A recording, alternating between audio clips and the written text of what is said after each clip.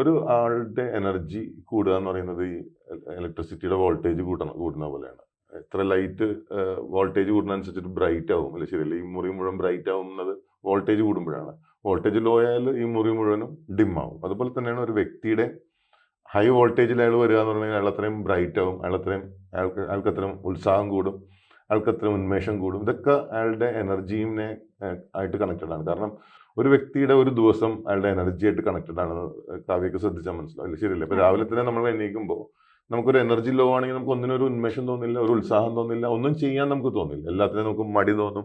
മാത്രമല്ല നമ്മൾ വേഗം ഇറിറ്റേറ്റഡ് ആവും. നമ്മുടെ എനർജി കുറയുമ്പോൾ ശ്രദ്ധിച്ചിട്ടില്ലേ, നമ്മൾ പെട്ടെന്ന് ഇറിറ്റേറ്റഡ് ആവും, പെട്ടെന്ന് നമുക്ക് ദേഷ്യം വരും.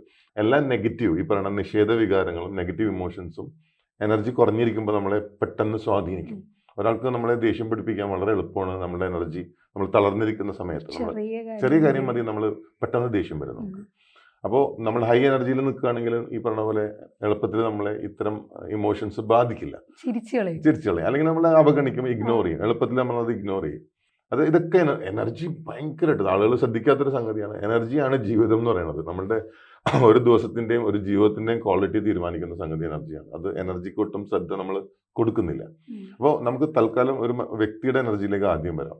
സമ്പൂർണ്ണ ജാതകം സാധാരണ ജാതകമല്ല, സമ്പൂർണ്ണ ജാതകം 75 പേജുകൾ അടങ്ങുന്ന സമ്പൂർണ്ണ ജാതകം 250 രൂപയ്ക്ക് ഇനി നിങ്ങളുടെ കൈകളിലേക്ക്. അതിനായി നിങ്ങൾ ചെയ്യേണ്ടത് ഇത്രമാത്രം: താഴെ കാണുന്ന നമ്പറിൽ ബന്ധപ്പെടുക.